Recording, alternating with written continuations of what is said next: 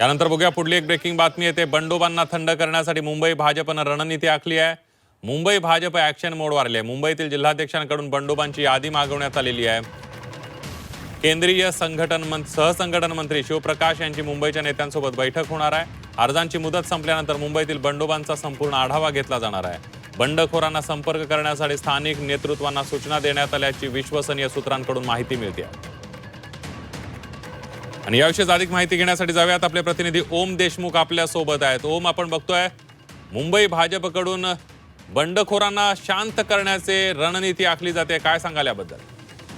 नक्कीच खरं तर मुंबईमध्ये होणारी ही बंडखोरी कुठेतरी पक्षासाठी डोकेदुखी ठरू शकते आणि तर 5 वाजेपर्यंत अर्ज भरण्याची जी मुदत आहे तोपर्यंत किती नेमक्या ठिकाणी भाजपचे उमेदवार बंडखोरी स्वरूपात उभे राहतात आणि अर्ज भरतात याचा एकंदर आढावा आता पक्षाकडनं घेतला जातोय।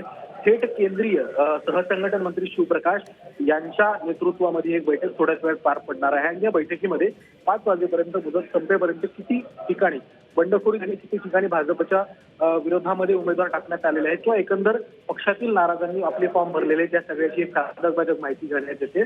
यासोबतच या सगळ्या बंडखोरी संदर्भात लवकरात लवकर तोडगा देखील काढण्याबाबत काही रणनीती ठरवली जाऊ शकते। त्यामुळे थेट केंद्रीय नेतृत्वाकडून मुंबईतल्या या बंडखोरीबाबत घेण्यात आलेली ही दखल खूप महत्त्वाची ठरते। बंडखोरांना शांत करण्यासाठी नेमकी काय स्ट्रॅटेजी आखली जाते, कुठली आमिष आणि कुठला शब्द दिला जातोय ते देखील पाहणं महत्त्वाचं असणार आहे। त्यामुळे एकंदर बाबत भाजपकडनं ही स्ट्रॅटेजी आखली जात असून या बैठकीत नेमकं काय घडतंय पाहणं महत्त्वाचं असेल।